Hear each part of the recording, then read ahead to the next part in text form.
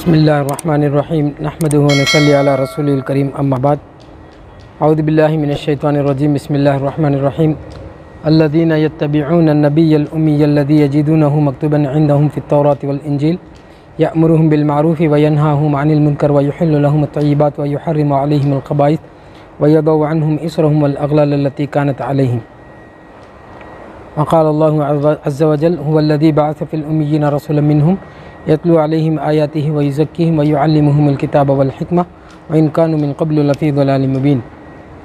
हमने एक मुख्तसर सा चार्ट रसूलुल्लाह सल्लल्लाहु अलैहि वसल्लम की दावत से मुतालिक बनाया है। ये वाज़ेह रहे कि ये जो प्रोग्राम आपके सामने रखा जा रहा है पूरी सीरत को रखा नहीं जा रहा है, सिर्फ़ वो पहलू को आपके सामने लाने की कोशिश करेंगे जो दावत से मुतालिक है। इसलिए पूरी तारीख़ के बजाय, पूरी सीरत के बजाय हमने उसका उन्वान ही भी बांधा मुख्तसर दावत रसूल सल्लल्लाहु अलैहि वसल्लम। दावत रसूल पूरी तफसील भी नहीं है, मुख्तसर जो हम कम वक्त में ले सकते हैं उसको हमने उन्वान बांधा। और जो आयत हमने तिलावत की जिसमें रसूलुल्लाह सल्लल्लाहु अलैहि वसल्लम के बारे में तौरात और इंजील में पेश गोई बयान की गई थी कि ये काम करेंगे, वो क्या था कि वो दावत का काम करेंगे, अमर बिल मारूफ़ और नही अनिल मुनकर का फ़रीज़ा अंजाम देंगे, मुआशियात पर काम करेंगे, समाजियात पर काम करेंगे। ये तीन बातें तो वहाँ मौजूद हैं। बाकी पेश गोई ये भी रसूलुल्लाह सल्लल्लाहु अलैहि वसल्लम के मिशन का हिस्सा है और उनकी तबलीग का हिस्सा है।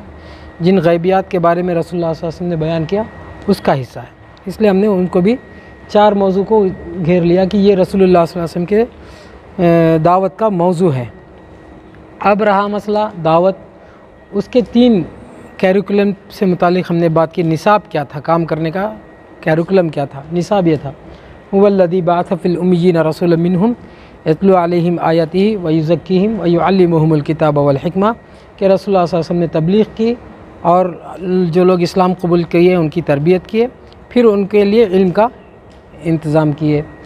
तबलीग के हमने तीन दौर तकसीम किए हैं। आमतौर से मक्की दावत और मदनी दावत की तफरीक होती है, दो दौर बयान किया जाता है। चूँकि दावत के मैदान में हमने देखा कि हिजरत से बहुत से असबाक जुड़े हुए हैं जो दावत से मुतालिक है, इसलिए हमने एक नई शिक निकाली जिसमें यह बयान किया गया कि तबलीग के तीन मरहले हैं। एक मक्की दावत है और एक हिजरत का दौर है और एक मदनी दावत है। मक्की दावत और हिजरत, मक्की दावत के भी हमने दो हिस्से किए हैं। एक नबूवत से पहले के चार वाक़यात को जो दावत से जुड़ी हुई है उसको हमने बयान किया है और चार मरहले जो मक्के में गुज़रे हैं दावत के उसको हमने वहाँ जोड़ा है। और हिजरत से पहले चार अहम वाक़यात हैं उसको हमने जो है सबक के नाम पर जोड़ा है जिसमें बहुत से असबाक हैं। और दौरे हिजरत का जो पीरियड था उसमें कुछ चीज़ें सामने आई हैं जो दावत से मुतालिक है। फिर जो मदनी तफरीक़ है इसमें हमने इस तरतीब से जहाँ जैसे वहाँ मरहला, वहाँ सबक, वहाँ फसल, ऐसे छोड़कर मदनी तफरीक़ को हमने दूसरे अंदाज में पेश करने की कोशिश की है। जैसे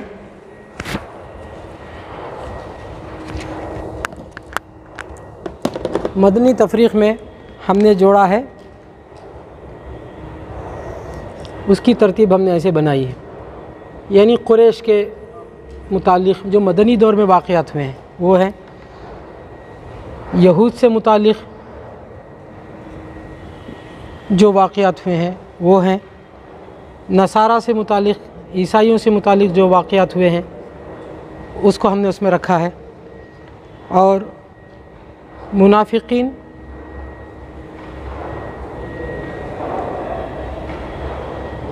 कज़्ज़ाबीन और स्पेशल बनु ग़ित्फ़ान को हमने बयान करने की कोशिश की है। बनु ग़ित्फ़ान उनका स्पेशल एक वाक़या हुआ है जो उसमें बहुत से दावती मुस्तफ़ादात है। अब कुरैश का तो ज़ाहिर बात है कम से कम 100 कबीले थे जो रसूलुल्लाह सल्लल्लाहु अलैहि वसल्लम के मक्के में दुश्मन थे, प्लस मदीने के और भी कबाइल जो कुरैश को साथ दे रहे थे। यहूद के 3 बड़े कबीले प्लस उनके मुआविन यहूदी कबाइल। नसारा के 2 बड़े महाज, एक कैसर रूम, फिर दूसरा गस्सान के लोग जो उनके नुमाइंदे थे। मुनाफिकीन के भी कई एक वाक़यात हमने इसमें जोड़ने की कोशिश की, और कज़्ज़ाबीन और बनु ग़ितफ़ान, ये मदनी के उनके जो मसाइल थे, फिर उसको रसूलुल्लाह सल्लल्लाहु अलैहि वसल्लम ने कैसे हल करने की कोशिश की। जहाँ तक मौजू है मक्की दौर, मक्की दावत का, मक्की दावत में हमने दो चीज़ों को जोड़ने की कोशिश की। एक नबूवत से पहले का दौर जो दावत से मुताल्लिक़ है, और दूसरा दौर नबूवत। अब एक एक मौजू पर हम तफसील से बोलने की कोशिश करेंगे। क़ब्ल नबूवत 4 अहम वाक़यात हैं जो दावत से मुताल्लिक़ हैं। पहला वाक़या ज़मज़म का और अल्लाह के नबी सल्लल्लाहु अलैहि वसल्लम के वालिद का। ये दो वाक़ये ने अब्दुल्लाह के अज़मत को बढ़ाया उनके समाज में। ज़िबह का वाक़या, अब्दुल्लाह के ज़िबह का वाक़या, हाँ, नज़र पूरी करने का। ये दो वाक़ये ने इस खानवादा को, खानवादा नबूवत को शोहरत दी। ज़मज़म इनके ख़ानदान से दोबारा मिला, फिर अब्दुल्लाह के ज़बह का वाक़या हुआ। ये दो वाक़या से ये ख़ानदान मशहूर हुए। इसमें हमें ये बताने का है कि जो ज़मज़म और अब्दुल्लाह के वाक़े में ज़बह का जो वाक़या है, इसमें दो मुस्तफ़ादात है। पहला फ़ायदा यह है कि इस घराने की अज़मत लोगों के सामने आई, दिलों में एक एहतराम दिलों में पैदा हुआ। किसी भी काम शुरू करने से पहले अल्लाह ताला भी एक माहौल बना कर देता है। हम समझते हैं दावत का काम हमारे से होता है, नहीं, ऐसा नहीं होता है। अल्लाह उसके लिए माहौल बना कर देता है। तो वहाँ अल्लाह ताला माहौल बना रहा था रसूलुल्लाह सल्लल्लाहु अलैहि वसल्लम के ख़ानदान की अज़मत को बढ़ाते हुए। दूसरा इस वाक़े में ये हुआ कि फ़िदिया मुतय्यन हुआ, एक जान के बदले में कितना फ़िदिया होना चाहिए। ये फ़िदिये की वजह से वो तारीख़ महफूज हो गई। एक वाक़या हुआ गया तो लोग भूल जाते हैं। बहुत सी शख्सियतें, मिसाल के लिए मैं आपको बताता हूँ, बहुत सी शख्सियतें भारत में पैदा हुई, लेकिन सारे जहाँ से अच्छा बोलने से किसका नाम आता है? वो चले गए पाकिस्तान में, सब हो गए अपनी जगह, लेकिन उनकी पूरा नाम, वो सब चीज़ें महफूज हो जाती हैं। तो ऐसे जो फ़िदिया की जो बहस है, जैसे ही फ़िदिया की इब्तिदा कहाँ से हुई तो किसका नाम आएगा? रसूलुल्लाह सल्लल्लाहु अलैहि वसल्लम के वालिद और दादा। वो पूरी कहानी अल्लाह ताला ऐसे लोगों के दिमाग में महफूज किया। उस ज़माने में वो एडवांस टेक्नोलॉजी नहीं था, चीज़ों को महफूज करने का कोई तरीक़ा नहीं था। तो इस तरीक़े से ये ख़ानवादे रसूल को जो है इसकी डाटा को अल्लाह तबारक व तआला ने महफूज किया। तो उसमें हमें ये सबक मिलता है कि काम जो होता है दो तरीक़े का होता है, एक अपना होता है, दूसरा अल्लाह का मंसूबा होता है। अल्लाह के मंसूबे में जब बातें आ जाती हैं तो वो सारी चीज़ें प्रोसेस में आ जाती हैं, शुरुआत हो जाती है। मूसा को ज़िम्मेदारी देना है फ़िरौन को दावत देने के लिए, प्रोसेस पहले से चल रहा है, आहिस्ता आहिस्ता सारे मराहिल से मूसा अलैहिस्सलाम गुज़रते हैं। ऐसे ही रसूलुल्लाह सल्लल्लाहु अलैहि वसल्लम का ख़ानदान गुज़रा। ये दो अहम चीज़ें जो दावत का ही मुक़द्दमा बना। दूसरा वाक़या अबरहा का और अब्दुल मुत्तलिब का। दूसरा एक पहला वाक़या में ये सब आ गया। पहले वाक़ये में हम ये बता दें, ज़मज़म का और अब्दुल्ला की ज़बह का, ये तीनों मिलाकर वो ख़ानदान की शोहरत हो गई। दूसरे वाक़ये में अबरहा और अब्दुल मुत्तलिब का। अबरहा और अब्दुल मुत्तलिब के वाक़ये में दो चीज़ सामने आई। पहला वाक़या ये आया कि नाहक कोई मक्के पर कब्ज़ा नहीं कर सकता। ये मुक़द्दमा था फ़तेह मक्का का, ये मुक़द्दमा था फ़तेह मक्का का। देखिए फ़तेह मक्का हो कब रहा है और मुक़द्दमा अल्लाह ताला कब बांध रहा है, ये फ़तेह मक्का का मुक़द्दमा था। दूसरा, रसूलुल्लाह सल्लल्लाहु अलैहि वसल्लम के पैदाइश के साल को महफूज किया जा रहा था, कैलेंडर बन रहा था यहाँ।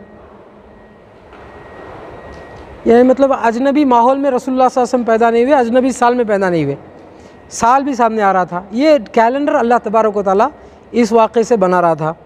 तो किसी तहरीक के लिए कुछ डाटा जब जमा होना होता है तो लोग पूछते हैं वो कब पैदा हुए। अब जनवरी फरवरी लोगों को मालूम है नहीं मालूम है, मुहर्रम सफ़र मालूम है नहीं मालूम है, यहाँ संक्रांति वो क्या क्या है सब लोग मालूम है ना मालूम है, वो बात अलग है, लेकिन आमुल फ़िल पूरी दुनिया में महफूज है। तो इस तरीके से वो उसको रसूलुल्लाह सल्लल्लाहु अलैहि वसल्लम के कैलेंडर को बनाया जा रहा था। ये दूसरा नबूवत से पहले का वाक़या है। तीसरा वाक़या जो रसूलुल्लाह सल्लल्लाहु अलैहि वसल्लम की नबूवत से पहले का था वो तामीर काबा का था। तामीर काबा में जो हजर अस्वद का इशू था, इसमें दो चीज़ सामने है। पहली चीज़ यह है कि रसूलुल्लाह सल्लल्लाहु अलैहि वसल्लम के साथ जो ये वाक़या हुआ तामीर काबा में, और जो हजर अस्वद का वाक़या है वो सिर्फ मक्के तक का महदूद वाक़या नहीं था। हम समझते हैं मक्के का वाक़या है, मक्के का वाक़या नहीं था, ये वाक़या बैनुल अक़वामी था। काबतुल्लाह बैनुल अक़वामी एक मरकज़ था और मक्का जो है बैनुल अक़वामी बाज़ार था। पूरी दुनिया के पैसे वहाँ आते जाते थे, इंटरनेशनल बिज़नेस हब था वो उस ज़माने का। यूरोप से किसरा के लोग, फिर कैसर, इन सब के नुमाइंदे यहाँ अपने पैसे लगाते थे मक्के में। यहाँ बहुत बड़ा बाज़ार था और मक्के का बाज़ार किसके कब्ज़े में था? कुरैश के कब्ज़े में था। तामीर काबा के मसले में अगर फसाद हो जाता और जंग हो जाती तो कितने लोग मरने वाले थे, आपस में लड़कर तबाह हो जाते। तो पैसे किसके जाने वाले थे? पूरी दुनिया के जाने वाले थे। पूरी दुनिया के पैसे ख़त्म हो जाने वाले थे, पूरी इकॉनमी गिरने वाली थी, पूरी दुनिया का पैसे का रेल फेल जो है वहाँ था। तो तामीर काबा देखने में एक छोटा सा इंसिडेंट है, लेकिन वो पूरी दुनिया के इकॉनमी को संभाल दिया गया रसूलुल्लाह सल्लल्लाहु अलैहि वसल्लम के इस फ़ैसले से। तो यहाँ रसूलुल्लाह सल्लल्लाहु अलैहि वसल्लम को पूरी दुनिया में शोहरत मिली। एक छोटा वाक़या नहीं है, ये बहुत बड़ा वाक़या। पूरी दुनिया में रसूलुल्लाह सल्लल्लाहु अलैहि वसल्लम को नबी बनाने से पहले इंटरनेशनल फ़िगर की तौर से रसूलुल्लाह सल्लल्लाहु अलैहि वसल्लम को पेश किया गया। ये अल्लाह का निज़ाम था। दूसरा जो इंसिडेंट था, इसमें रसूलुल्लाह सल्लल्लाहु अलैहि वसल्लम का तारुफ़ किस हैसियत से आया? अमीन और सादिक़ के हैसियत से आया। यानी जो शख्सियत नबूवत है, जो नबवी शख्सियत है, वो इतना पाक और साफ़ उनका किरदार लोगों के सामने आया। आदमी सच्चा हो जा सकता, आदमी अमानतदार होना बहुत मुश्किल है। आदमी अमानतदार होना बहुत मुश्किल है हर मामले में, सिर्फ पैसे के मामले में नहीं। अमानतदार फ़ैसले में, राय में, किरदार में, स्टैंड लेने में, हर चीज़ में अमानतदार होना चाहिए आदमी। वो बहुत मुश्किल होता है, सबके नसीब की बात नहीं है। तो ये दो किरदार जो है, हाजा अमीनुन हाजा सादिकुन, ये अमानतदार है का मतलब ये था कि वो हमारे पैसे रखकर अमानतदारी से अदा करता, ये नहीं था। जो भी फ़ैसला करेंगे उसमें सबका खैर होगा, अपना ज़ाती फ़ायदा नहीं होगा, ऐसे आदमी है। ये माना है हाजा अमीनुन हाजा सादिकुन का। सादिक तो ठीक है, सबको मालूम था कि ये कभी झूठ नहीं बोले। दूसरा ये अमीन का टाइटल मिला, ये बहुत मानवी जो है। इसको समझने के लिए हदीस देख लीजिए। अल्लाह के नबी सल्लल्लाहु अलैहि वसल्लम से सहाबा ने पूछा क़यामत कब आएगी? तो लोगों ने, अल्लाह के नबी सल्लल्लाहु अलैहि वसल्लम ने कहा जब अमानत ज़ाय कर दी जाएगी। अमानत ज़ाय कर दी जाएगी। अमानत ज़ाय कर दी जाएगी, कब ज़ाय कर दी जाएगी? इज़ा उस्सिदल अमरु इला गैरि अहलिही फंतज़िरु साअ, जब नाअहल आदमी को ज़िम्मेदारी दी जाए तो समझो कि क़यामत। तो अमानत का माना इतना है, ला दीन लिमन ला अमानत लहा। इसमें सिर्फ पैसे के लेवा देवी का मामला नहीं, हर चीज़ में अमानतदार थे। और दुनिया में सबसे पहले जो चीज़ उठाई जाएगी उसमें मवद्दत है, मियाँ बीवी की मोहब्बत है। दूसरी चीज़ जो उठाई जाएगी वो अमानत है। अमानत है यानी हर डिपार्टमेंट के लोग बेईमान हो जाएंगे। हर डिपार्टमेंट के, चाहे वो आलिम हो के कारोबारी हो, सब डंडी मारना शुरू करेंगे ड्यूटी में, सब में। ये क़यामत के करीब वो अमानत उठाया जाएगा तो प्रोसेस कहीं क्वालिटी नहीं रहेगी। रसूलुल्लाह सल्लल्लाहु अलैहि वसल्लम अमीन थे, इसका मतलब बहुत हाई क्वालिटी की शख्सियत थी, ये उसका माना था। ये तीसरा बहुत अहम वाक़या हुआ जो नबूवत से पहले का था। चौथा जो अहम वाक़या हुआ है वो हिल्फुल फुज़ूल में रसूलुल्लाह सल्लल्लाहु अलैहि वसल्लम की शिराकत दारी। हिल्फुल फुज़ूल क्या था? अरब का पहला सोशल और समाजी एक कम्युनिटी थी, एक सोसाइटी थी हिल्फुल फुज़ूल, जिसमें मज़लूम के हक़ में तायीद की बात होती थी। यहाँ इजारादारी, ख़ानदान, रुतबा, इस सब को एक तरफ रखकर इंसाफ की बात होती थी। इतना अहम मिशन था कि रसूलुल्लाह सल्लल्लाहु अलैहि वसल्लम जब मदीने में आए तब भी ख्वाहिश ज़ाहिर किए कम से कम मुझे इसका मिंबर बनना चाहिए। इतना खैर का काम उसमें होता था। उसमें बड़े बड़े उला जो वहाँ के जो सरदार किस्म के लोग थे, 50 साल 60 साल वाले लोग थे, और बुज़ुर्ग किस्म के लोग उसमें थे जो साहिब राय थे। लेकिन रसूलुल्लाह सल्लल्लाहु अलैहि वसल्लम भी इसमें मिंबर थे, जो सबसे कम उम्र थे। 17 और 18 साल के दरमियान इसके मेंबर बन चुके थे। यानी 17 और 18 साल के दरमियान किसी एक नौजवान को ये मौका मिल जाए जो कौमों के फ़ैसले में हिस्सेदारी हो और इसाबत राय में मशहूर हो जाए, एक बहुत बड़े एज़ाज़ की बात थी। तो रसूलुल्लाह सल्लल्लाहु अलैहि वसल्लम इस दर्जे तक पहुँचे हुए थे कि समाज में एक समाजी कारकुन के हैसियत से पूरी दुनिया में मशहूर हुए। और जब भी वहाँ कोई हंगामा होता, हादिसात होते, तो लोग कहते काश हम में कोई कुसै पैदा हो। यानी कुसै के किरदार को सब याद करते थे। कुसै कौन थे? जो अल्लाह के नबी सल्लल्लाहु अलैहि वसल्लम के जद्द अमजद थे। वो शाम में जो मुरव्वज सिस्टम था हुकूमत चलाने का, उस सिस्टम को वहाँ लाकर डेवलप किए थे। कुसै का बैकग्राउंड ख़ानदान का वहाँ चला गया था। फिर वहाँ से अब्दुल मुत्तलिब लेकर आए थे, ये चचा का बच्चा है तो लेकर आए थे। कुसै जो है जो सिस्टम लाए थे मक्के में, उन्होंने नहीं लाया था लीवा और जो है क्या कहते हैं उसको सिकाया, ये सब कुसै का लाया हुआ सिस्टम था। लोगों को झगड़े से रोकने के लिए सिस्टम उन्होंने लाया था। वो वहाँ से देख कर आए थे, यूरोप के इलाके से देख कर आए थे। तो जब भी कोई हादिसा होता तो लोग बोलते काश हम में कोई एक कुसै पैदा हो जाता। तो ये कुसै की जो तलाश इनके दिलों में थी, कोई ऐसा हो जो कुसै का किरदार निभाए, वो उसकी शक्ल यहाँ रसूलुल्लाह सल्लल्लाहु अलैहि वसल्लम के पास मौजूद थी। लोग उनसे ये उम्मीद लगा करते कि इनकी नस्ल में ये कुसै निकल कर आएंगे, क्योंकि समाजी कारकुन की हैसियत से ये थे। 4 अहम वाक़या थे जिसमें रसूलुल्लाह सल्लल्लाहु अलैहि वसल्लम के दावत का जो है मुक़द्दमा था। ये सब अल्लाह की तरफ से था, अल्लाह ने ऐसा माहौल बनाया। खुलासा ये है कि दावत एक हम करते हैं, दूसरा अल्लाह का एक निज़ाम होता है। हिल्फुल फुजुल बात का नहीं, पहले का है। हिल्फुल फुजुल पहले पैदाइश के बाद का है, नबूवत से पहले का है। नबूवत से पहले का है तो नबूवत से तो तामीर काबा भी नबूवत के पहले का ही है। तो उसी हिसाब से दौर नबूवत में 4 अहम मरहले हमने समझाने की कोशिश की है। पहला मरहला सिर्री मरहला, सबको मालूम है। खामोशी से रसूलुल्लाह सल्लल्लाहु अलैहि वसल्लम काम किए। काम का मौजू भी बड़ा सीधा साधा था, कोई हॉट इश्यूज़ नहीं थे, मुस्बत अंदाज में बातों को रखना था। और मैदान कार भी बहुत हल्का फुल्का था। अपने ख़ास चाहने वाले रिश्तेदार, दोस्त, जिन पर रसूलुल्लाह सल्लल्लाहु अलैहि वसल्लम के एहसानात थे, क्योंकि वो समाजी कारकुन थे। इन्नका लतसिल रहम व तहमिल कल व तक़री ज़ैफ़, मक्के वालों पर एहसान करते थे, मेहमान नवाज थे, सब चीज़ें थी। तो जिन पर रसूलुल्लाह सल्लल्लाहु अलैहि वसल्लम के एहसानात थे या जिनके ताल्लुक़ात थे, जिनकी रिश्तेदारी थी, बहुत ज़्यादा क्लोज़ फ्रेंड थे, इनमें काम करने का था।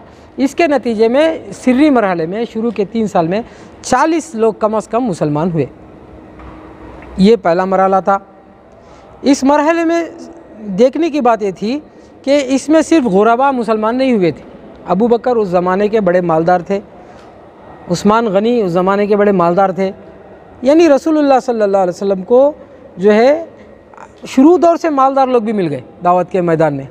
खदीजतुल कुबरा बड़ी मालदार औरत थी। ये सब भी चीज़ें रसूलुल्लाह सल्लल्लाहु अलैहि वसल्लम के मिशन का हिस्सा था। और एक बात ये भी थी कि शुरू दौर से ही लोग मुसलमान होना शुरू हो गए। दूसरे नबियों की तरह बाद में मुसलमान नहीं हो, पहले ही रोज़ से लोग मुसलमान होने का सिलसिला शुरू हो गया। दूसरा मरहला जहरी मरहला। जहरी मरहले में रसूलुल्लाह सल्लल्लाहु अलैहि वसल्लम को जो काम करने का था वो उमूमी था। अब हर आदमी तक इस्लाम को पहुंचाने का था। तो रसूलुल्लाह सल्लल्लाहु अलैहि वसल्लम इनफरादी मेहनत भी आप तक किए थे ख़ानदान पर। अब इज्तिमाई शक्ल रसूलुल्लाह सल्लल्लाहु अलैहि वसल्लम निकाले, यानी अपने घर में बुलाकर दूध पिलाना, फिर उनको 1 से 2 मरतबे कुरैश के लोगों को आज दावत देना। उस दिन जो है अबू लहब आया, पूरा मामला किरकिरा करके छोड़ दिया। तो दूसरे दिन इमीडिएट रसूलुल्लाह सल्लल्लाहु अलैहि वसल्लम दोबारा दावत देते हैं। ये आसान है क्या? भले 4-5 दिन के बाद दोबारा दावत देंगे, ऐसे ही सोचेंगे। कल ही दावत ही, बात नहीं हुई, तो दूसरे दिन दोबारा दावत दिए तो हंसी मजाक हो जाएगा। नबी सल्लल्लाहु अलैहि वसल्लम उसकी परवाह नहीं किए, दूसरे ही दिन दावत दे दिए। तो ये रसूलुल्लाह सल्लल्लाहु अलैहि वसल्लम के जो जहरी मरहले में तेज़ी जो रसूलुल्लाह सल्लल्लाहु अलैहि वसल्लम की थी। दूसरी बात ये थी कि मौजू जो है पहले मरहले के मुकाबिल में दूसरे मरहले में दावत के मौज़ूआत बड़े सख्त थे। यानी ऐसी आयतें नाजिल हो चुकी थी जिसमें यह कहा गया था औज़ु बिल्लाहि मिनश शैतानिर रजीम वंदुर इला इलाही कल्लदी दलता अलैहि आकिफ़ा लनुहर्रिकन्नहु सुम्मा लनंसिफन्नहु फिल यम्मि नस्फा। आप उन मूर्तियों को देखो जिनके सामने तुम बड़े अदब एहतराम से बैठते हो, हम उनको पहले आग लगा देंगे, फिर उनको दोज़ख में डाल देंगे। ये भी तबलीग का मौजू था, नबी सल्लल्लाहु अलैहि वसल्लम ने इसको भी रखा। जहरी मरहले में मौजू भी सख्त हो गया था और मैदान कार भी वसी हो गया था। अब ख़ास लोगों में काम करने का नहीं था, आम लोगों में काम करना था। ये दूसरा आम जो है चीज़ थी जो रसूलुल्लाह सल्लल्लाहु अलैहि वसल्लम के जहरी दौर की बात थी। तीसरी अहम बात ये थी कि रसूलुल्लाह सल्लल्लाहु अलैहि वसल्लम ने इस दौर में सफ़ा की पहाड़ी पर खड़े होकर सबको जमा करके अलल ऐलान नबूवत का ऐलान कर दिया। क्या ये जो सफ़ा की पहाड़ी पर खड़े होकर रसूलुल्लाह सल्लल्लाहु अलैहि वसल्लम ने दावत दी, क्या वो दावत था या ऐलान नबूवत था? ऐलान नबूवत था। अगर वो दावत का हिस्सा होता तो रसूलुल्लाह सल्लल्लाहु अलैहि वसल्लम उसको दोबारा दोहराते, फिर कभी उसको दोहराने गया। तो इज्तिमाई जो शक्ल में रसूलुल्लाह सल्लल्लाहु अलैहि वसल्लम ने ऐलान किया वो ऐलान नबूवत मकसूद था, क्योंकि अल्लाह का हुक्म हो गया अब तुम सबको बोलो। तो ऐलान नबूवत के लिए लोगों को जमा किए थे, जिसमें खुलकर बात आई थी। और उसमें बात ये भी वाज़ेह थी कि उसमें अल्लाह के नबी सल्लल्लाहु अलैहि वसल्लम ने कह दिया था कि अल्लाह की फ़ौज है जो तुम पर हमला कर डालेगी। यानी मौजू भी सख्त था, मैदान भी बड़ा था। ये दूसरा मरहला था जो जहरी था।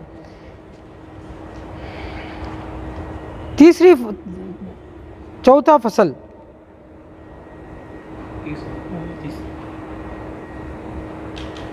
तीसरी फसल इसमें, अच्छा पहली फसल जहरी मरहला, जहरी मरहले में दूसरी फसल, इसमें हमने कई फसलें रखी हैं। जहरी मरहले में भी कई फसल है। एक बात तो ये है कि वो उमूमी दावत थी और दूसरा सफ़ा की पहाड़ी का था। फिर बनु हाशिम को रसूलुल्लाह सल्लल्लाहु अलैहि वसल्लम ने अपने घर में जमा किया। और चौथा ये कि मौजू सख्त था और धमकी आमज़ बातें भी इसमें थी। ये सारी चीज़ें जहरी मरहले में ही आते हैं। और इसी जहरी मरहले में जो सफ़ा की पहाड़ी का वाक़या, जिसमें अल्लाह के नबी सल्लल्लाहु अलैहि वसल्लम से कहा गया तब्बत यदा अबी लहब व तब, जिसमें अबू लहब को बता दिया गया कि ये कहाँ जाने वाला है, जहन्नम रसीद होने वाला है। लेकिन यहाँ एक सबक ये था कि चाहता तो अबू लहब इस कुरान को झूठा साबित करने के लिए कलमा पढ़ लेता, पूरी ज़िंदगी में इसको अल्लाह ने तौफीक ही नहीं दी। तो मालूम हुआ कि दीन की हिफाजत अल्लाह के ज़िम्मे है। अगर एक दिन के लिए भी कलमा पढ़ लेता तो पूरा जो सूरह लहब है झूठा हो जाता। तो नबी की झुटलाने के लिए काफ़ी था। अल्लाह ने उसकी नबी के भी हिफाजत की, नबी के दीन की भी हिफाजत की, उसको तौफीक ही नहीं मिली।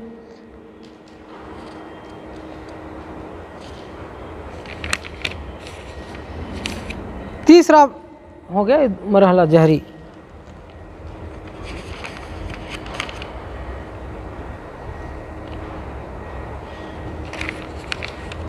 तीसरा मरहला था बैकाट का, जिसमें रसूलुल्लाह सल्लल्लाहु अलैहि वसल्लम का बैकाट हुआ। ये तीसरा मरहला था दावत का। बैकाट के 10 तरीक़े थे कम अज़ कम जो रसूलुल्लाह सल्लल्लाहु अलैहि वसल्लम के साथ अपनाए गए। पहला तो एक इनको इग्नोर किया गया, इनकी बातों पर तवज्जो नहीं दी गई। ये समझ रहे थे कि अगर ये कामयाब हो जाते हैं तौहीद की तबलीग में तो कुफ़ार मक्का दुश्मनी करेंगे, ख़ुद ब खुद नबी के दुश्मन तैयार हो जाएंगे। तो चूँकि ख़ानदान नबूवत में इख्तिलाफ़ था, ऊपर 2 कबीले थे जो आपस में समझते थे कि मैं सरदार हूँ कि तुम सरदार हो, वो झगड़े के इंतज़ार में थे। रसूल बोलने तो तौहीद की बातें, तो कुफ़ार जो है ख़ुद ख़त्म कर देंगे तो मामला ख़त्म, इसलिए इसको इग्नोर किया गया था तौहीद की बात करने में। एक तरीक़ा ये था, नज़रअंदाज कर रहे थे। दूसरा तरीक़ा ये था कि नबी को झूठा साबित करने की कोशिश की गई, उनको झूठलाए। तीसरा है कि नबी सल्लल्लाहु अलैहि वसल्लम को कहा गया कि तुम झूठे हो, जिनके बारे में सब मिलकर गवाही दिए हादा अमीनुन हादा सादिकुन, उन्होंने क्या कहना शुरू किया, तुम झूठे हो। चौथा है कि रसूलुल्लाह सल्लल्लाहु अलैहि वसल्लम को उन्होंने कहा कि तुम शायर हो। पांचवा है कहा कि तुम जो है काहिन हो, गैब की बातें बोलते हो। छठा है कि तुम पागल हो। सातवां ये कि रसूलुल्लाह सल्लल्लाहु अलैहि वसल्लम के पास जो है आते हैं लोग, कंकरियों से मारते हैं। अबू तालिब से एक मरतबे नहीं 2 मरतबे जाकर धमकी देते हैं ताकि वो जो सरदार है वो उनका सहारा छूट जाए। 8 है ना, 8। अबू तालिब को जाकर धमकी देते थे कि तुम हमारे और इनके दरमियान से हट जाओ। एक और शक्ल ये थी कि जो लोग मुसलमान होते उन पर जुल्म करते, उनको मारते, कुचलते, कत्ल करते। एक ये है कि रसूलुल्लाह सल्लल्लाहु अलैहि वसल्लम की दोनों बेटियों को लाकर छोड़ दिए, तुम वापस रख लो। गुंडे को लगाए, उतबा बिन रबिया के जैसे बड़ा बदज़बान था, गुंडे को लगाए। रसूलुल्लाह सल्लल्लाहु अलैहि वसल्लम के मिशन को ख़त्म करने के लिए झूठे किस्से लाए, लोग उनकी ना सुने इनकी सुने। रसूलुल्लाह सल्लल्लाहु अलैहि वसल्लम को ताइफ से वापसी में मक्के में आने से रोक दिए। ताइफ से वापसी में मक्के में आना मना कर दिए। शैब अबी तालिब में रसूलुल्लाह सल्लल्लाहु अलैहि वसल्लम के साथियों के साथ डिटेंशन की पॉलिसी इख्तियार किए, समाज से बेदखल कर दिए। तो ये सख्त मरहले थे बाइकाट के, और भी चीज़ें थी जो रसूलुल्लाह सल्लल्लाहु अलैहि वसल्लम के इस मिशन के बाइकाट के मरहले थे। चौथा मरहला वो था दावत का इज्तिमाई मरहला, इज्तिमाई दौर। अब तक जो रसूलुल्लाह सल्लल्लाहु अलैहि वसल्लम थे वो अकेले थे। शैब अबी तालिब के बाद रसूलुल्लाह सल्लल्लाहु अलैहि वसल्लम ने देखा कि शैब अबी तालिब से, उस बैकाट से फ़ायदा उठाते हुए सहाबा को खूब इल्म दिया और ख़ूब तरबियत की, दाइयान औसाफ पैदा किए। उस बैकाट के दौर में कोई उनसे बात नहीं करता था, तो इस वक्त का फ़ायदा उठाकर रसूलुल्लाह सल्लल्लाहु अलैहि वसल्लम ने खूब बनाया सहाबा को। उसका फ़ायदा क्या हुआ, जब शैब अबी तालिब का वाक़या ख़त्म हुआ, बैकाट ख़त्म हुआ, तो हर घर में दावत शुरू हो गई, हर गली में दावत शुरू हो गई, हर सहाबी दाई बन गया था। तो गोया दावत इज्तिमाई दौर में चला गया। ये चौथा मरहला है। चौथे मरहले में जब ज़ाहिर बात है दावत इब्तिदाई मरहले में, इज्तिमाई मरहले में जाएगा तो रद्द अमल ज़्यादा होगा। अब जो है नबी पर जुल्म की कार्रवाई शुरू हुई। फ़ायदा क्या हुआ कि अबू तालिब का इंतकाल हुआ, उसका फ़ायदा उठाते हुए इन्होंने अब नबी पर बराह रास्त हमला करना शुरू किया। कातिलाना हमला हुआ, अबू बकर बीच में आए, उन पर कातिलाना हमला हुआ। रसूलुल्लाह सल्लल्लाहु अलैहि वसल्लम के पीठ पर सजदे की हालत में ओंजड़ी रख दी गई। हज़रत खदीजा के बेटे को शहीद कर दिया गया। नबी पर जादू किया गया, मिलने वालों पर जुल्म किया गया। कई एक चीज़ें, अब्दुल्ला जो खदीजतुल कुबरा के पहले शौहर के बेटे थे, उनको शहीद कर दिया गया। फिर मक्के में काम पर पाबंदी लगाई गई, कत्ल के मशवरे हुए, हिजरत पर सहाबा को जो है मजबूर किया गया, और हिजरत करने के बाद अगर मदीने में गए तो भी ये लोग नहीं छोड़े, पीछा कर रहे थे।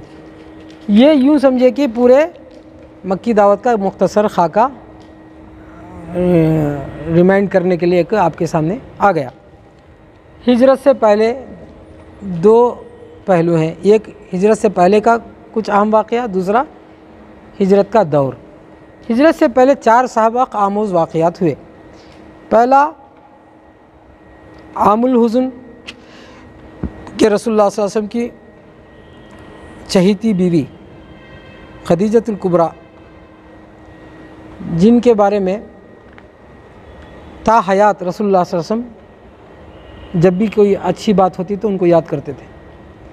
इनके कारनामों में एक बड़ा कारनामा ये था कि उतबा बिन रबी आया और गुंडा था, उसने कहा तुमको कितने पैसे चाहिए बोलो, हम आपको मक्के का मालदार बना देंगे। ये बात रसूलुल्लाह सल्लल्लाहु अलैहि वसल्लम को बहुत तकलीफ़दा थी। ये जाकर खदीजतुल कुबरा को सुनाए, तो खदीजतुल कुबरा ने नबी के दिलासा के लिए क्या किया, घर में जो कुछ पूंजी थी लाए और सामने रख दिए। बोले ये पूरा तुम्हारा है, जितना लेना ले लो। इन दिलासा देने की जो स्टैंड है जो न खदीजतुल कुबरा का, जो भी अंदर ख़जाना था, पैसे थे, जो भी सोने और जेवरात थे, सब लाकर रसूलुल्लाह सल्लल्लाहु अलैहि वसल्लम के सामने रख दिए। यानी कुफ़ार ये कह रहे हैं ना तुम पैसे के लिए कर रहे, तो ये रख लो जाओ, ऐसे थोड़ी मसला है, तुम पैसे के लिए थोड़ी कर रहे।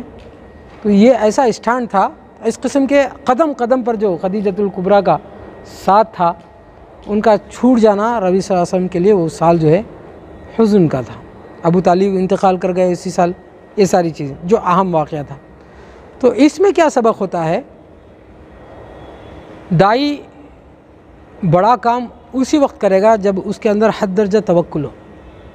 थोड़े बहुत जो सहारे थे सब अल्लाह ताला ने छीन लिए। अबू तालिब को छीन लिया, खदीजतुल कुबरा को छीन लिया। अब वो मुकम्मल, पहले से जो यतीम होते हैं उनके अंदर एक माना में तवक्कुल होता ही है, फिर थोड़ा बहुत जो सहारा था वो भी अल्लाह ताला लेकर दिखा दिया कि अब तुमको सीधे मेरे भरोसे काम करना है, दरमियान में अब कोई नहीं है, सीधे मेरे भरोसे पे काम करना है। ये दाइयों के मरहले के, दावत की ज़िंदगियों का ये मरहले होते हैं। आहिस्ता आहिस्ता सारी चीज़ें आपकी ज़िंदगी से निकलती चली जाएंगी। जिस ज़ात के लिए आप खड़े हैं वो होगा और आप होंगे। दरमियान के जितने सहारे सब जाने वाले हैं, ये सारे दाइयों के साथ होगा। इसलिए इसके लिए हम ज़हनी तौर से तैयार रहना कि हमको उसी ज़ात से पूरा जुड़ जाना है। ताइफ का सफ़र तो सबको मालूम है, जिसमें रसूलुल्लाह सल्लल्लाहु अलैहि वसल्लम के साथ नबी का मजाक उड़ाया गया, तो रसूलुल्लाह सल्लल्लाहु अलैहि वसल्लम ने उनको माफ़ किया, मजाक का जवाब माफ़ी से किए। नबी को गाली बकी गई तो नबी ने दुआ दी। नबी को पत्थरों से मारा गया, पत्थरों से मारने का मतलब क्या था? मोब लिंचिंग था। तन्हा आदमी को पूरे लोग मिलकर मारते हैं, उसी को मोब लिंचिंग बोलते हैं। आज की इस्तिलाह में आसान, समझ में आसान हो जाता है। पहले लोगों को समझ में नहीं आता था मोब लिंचिंग क्या है। मोब लिंचिंग हुआ था नबी सल्लल्लाहु अलैहि वसल्लम के साथ, कई बार हुआ था। एक मरतबे जब अबू बकर सिद्दीक़ आड़े आ गए थे, वो भी मोब लिंचिंग था, ये भी मोब लिंचिंग था। और हिजरत के वक्त जो तलवार लेके नबी सल्लल्लाहु अलैहि वसल्लम के घर को घेरे हुए थे, वो भी मोब लिंचिंग था। मोब लिंचिंग के कई वाक़यात हुए जो रसूलुल्लाह सल्लल्लाहु अलैहि वसल्लम के साथ हुए। तो ये ताइफ में भी मोब लिंचिंग था। तो ज़ाहिर बात है, जब तकलीफ़ होती है इंसान तो थोड़ा इंसान है, कभी कंफ्यूज होता है। तो नबी सल्लल्लाहु अलैहि वसल्लम की ये दुआ, अल्लाहुम्मा इन्नी अशकू इलैका ज़ुअफ़ क़ुव्वती व क़िल्लत हीलती वहवानी अलन नास, जो दुआ की कैफियत है उसमें एक बड़ा सबक है।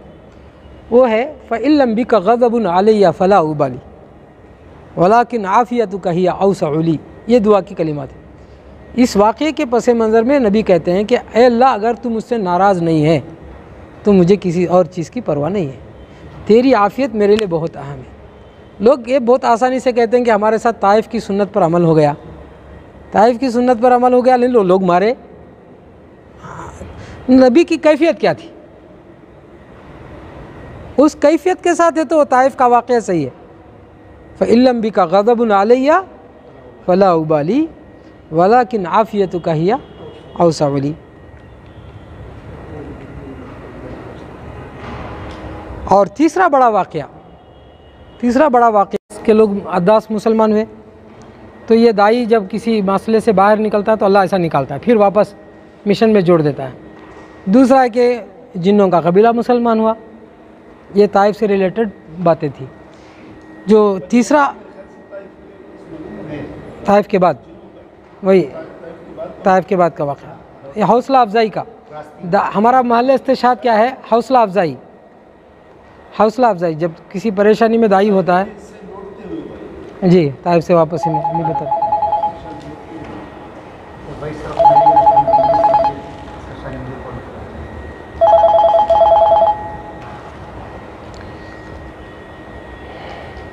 तीसरा वाक़या मलकुल जिबाल का,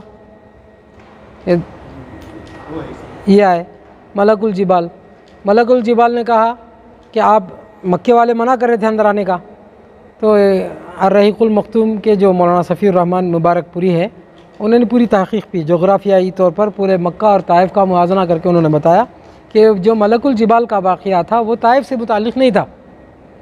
उमूमन हम यही बोलते हैं कि ताइफ के पहाड़ आए थे, अभी तो वहाँ काम शुरू ही हुआ था, इत्माम हुज्जत नहीं हुआ था ताइफ में। अलबत्ता मक्के में इत्माम हुज्जत के मरहले में दावत था, नबी सल्लल्लाहु अलैहि वसल्लम के साथ कत्ल के मशवरे, सारी चीज़ें हो रही थी।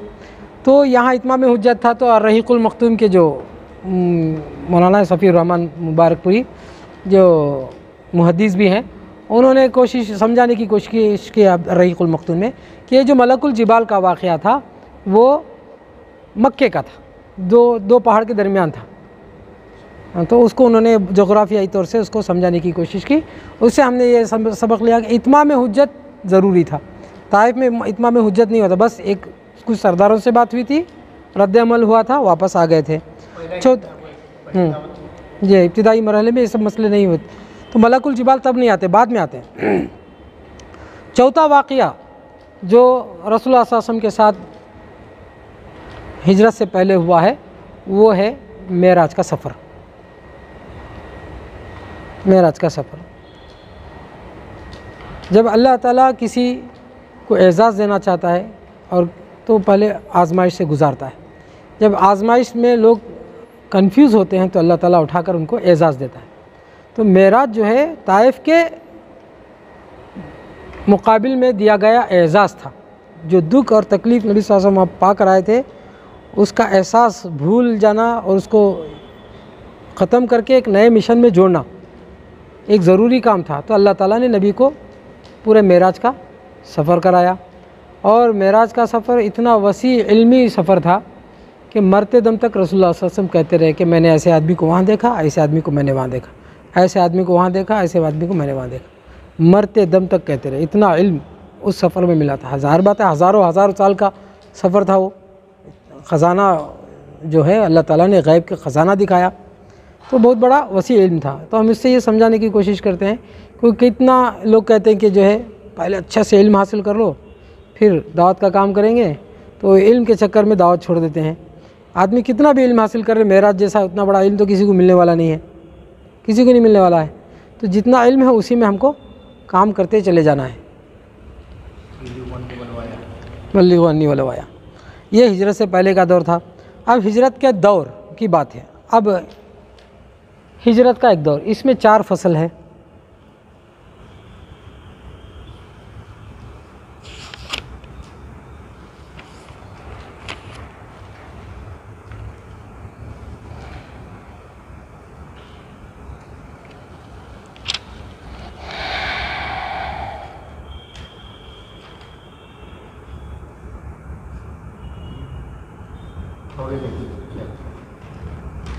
नहीं, एक और चीज़ छूट रहा है।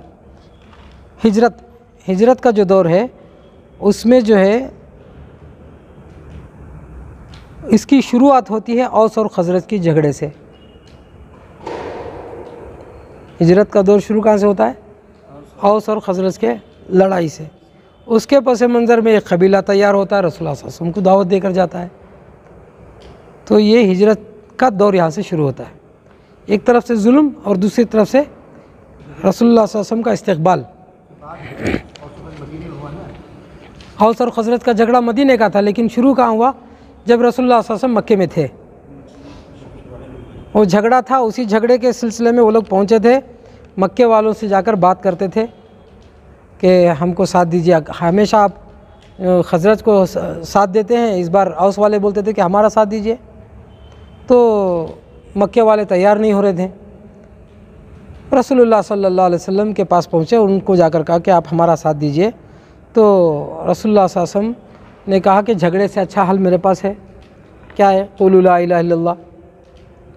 यानी दावत जो है जैसे कस्टमर केयर की तरह काम की। आपको फ़ोन आता है, आपका सुनता है कोई? अपना पहले सुनाते हैं। तो वो औस और खजरत के झगड़े एक तरफ, रसूलुल्लाह सल्लल्लाहु अलैहि वसल्लम की दावती तड़प एक तरफ। तो उसका जो है गलबा था उस दौर हिजरत के, वहाँ से दौर शुरू हुआ। दूसरा, रसूलुल्लाह सल्लल्लाहु अलैहि वसल्लम जब सफ़र कर रहे हैं तो पूरी अमानत को हज़रत अली के पास छोड़ जा रहे हैं। दुश्मनों की अमानत किसके पास है? रसूलुल्लाह सल्लल्लाहु अलैहि वसल्लम के पास रखा हुआ है। ये दूसरा अहम वाक़या है। और उसी में जब सफ़र करते हैं तो अल्लाह की नुसरत भी आती है। वजअलना मिन बैनि अयदीहिम सद्दा व मिन खल्फिहिम सद्दा फ़अग़शयनाहुम फ़हुम ला युबसिरून, कि अल्लाह ताला जो है दुआओं का असर रखा है और अल्लाह ताला की मदद रहती है दावत के रास्ते में। ये इस बाब में है। फसल नंबर 2, इसमें अबू बकर सिद्दीक़ रज़ियल्लाहु अन्हु और गारे सौर का वाक़या है। और इसमें 500 साल का सफ़र जो था, 500 किलोमीटर का, मक्के से मदीना जो 500 किलोमीटर का है, इसने मुश्किल मरहले से नबी को अल्लाह ताला ने क्यों गुजारा? जबकि मेराज का सफ़र पल भर में करा दिया। हज़ारों साल का सफ़र पल भर में हो गया।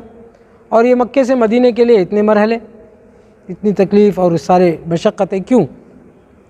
क्या अल्लाह के लिए मुश्किल था कि नबी को उठाए और वहाँ डाल दे? क्यों अल्लाह ताला ने यहाँ छोड़ दिया? अल्लाह ये देखना चाहता है कि मेरा बंदा मेरे रास्ते में क्या कुर्बानी देता है। ये जो है इस पर काम हुआ।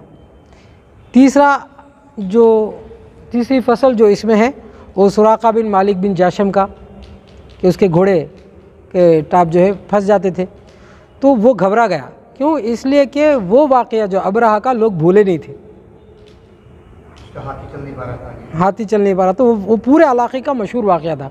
तो फ़ौरन सुराक़ा को याद आया, उसने कहा कि अब मुझे माफ़ कर दो। तो रसूलुल्लाह सल्लल्लाहु अलैहि वसल्लम ने कहा कि तुम्हें किसरा के कंगन पहनाए जाएंगे। चौथा जो फसल है जो दावत के सफ़र में है, अच्छा इसमें जो है सबक क्या है?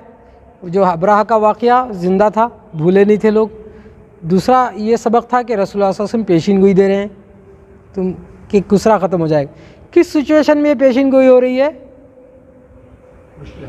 मुश्किल हालात में अपना कोई ठिकाना नहीं है, ऐसे वक्त में पेशीन गोई दे रहे हैं कि किसरा किसके कदम में आके गिरेगा? मुसलमानों के हाथ में गिरेगा और तुम्हें लाके उसका कंगन पहनाया जाएगा। नबी का विज़न क्लियर था, कहाँ तक नबी को जाना है और कहाँ तक जाने वाले हैं। जिंदा भी रहेंगे, किसरा ख़त्म होगा, तो विज़न क्लियर था। दावत का विज़न हम लोगों को क्लियर होना चाहिए। दावत में कर रहे हैं, क्या होगा क्या नहीं होगा, क्या हो जाएगा, कल क्या हो जाएगा, अल्लाह हमारे साथ रहेगा। और जितने पेशेंट को यहाँ हम फिर दोबारा पढ़ेंगे क़यामत के, उसमें से कितना पॉसिबल हमारे लिए उसको लेते जाएंगे, ये होगा।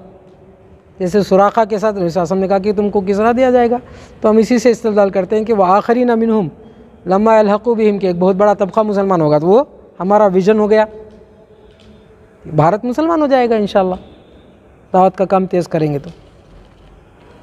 और चौथी फसल जो है, रसूलुल्लाह सल्लल्लाहु अलैहि वसल्लम का पूरा सफ़र जो था वो पूरे गैर मुस्लिमों के ताउन से था। सफ़र में जो रहबर थे, बकरियां हाँक कर जो लाते थे और ले जाते थे निशानी मिटाने के लिए,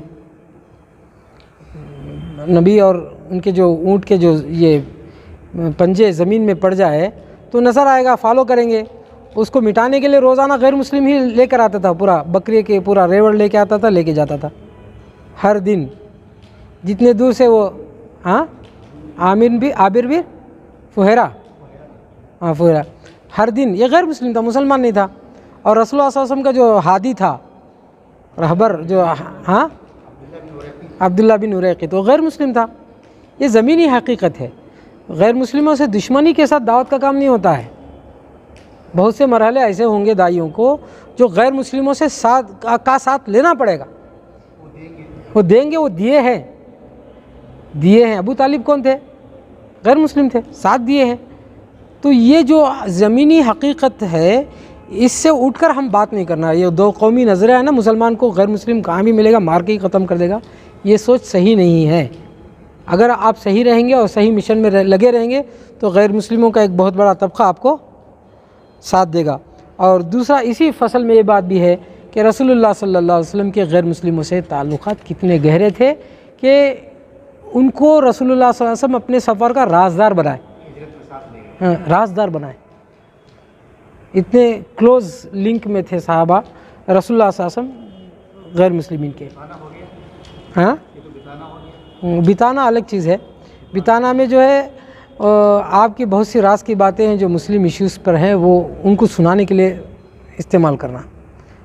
जासूसों को अपना दोस्त बनाकर अपनी राज की बातें वहाँ पहुँचाना। समाज के आम आदमी होंगे, इनसे नफा नुकसान का कोई देशा नहीं होगा, तो इन्हीं को ले लेते हैं। कुछ लोगों ने शर का देखा, ना खैर का। जी, वो भी हो सकता है।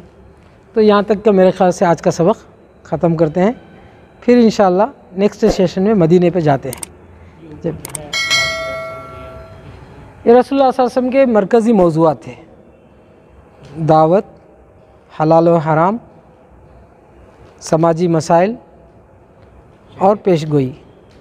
ये मरकज़ी मौज़ू। अल्लज़ीना यत्तबिऊन अन्नबिय्यल उम्मिय्यल्लज़ी यजिदूनहु मक्तूबन इंदहुम फित्तौरात वल इंजील यअमुरुहुम बिल मारूफ व यनहाहुम अनिल मुनकर व युहिल्लु लहुमुत तय्यिबात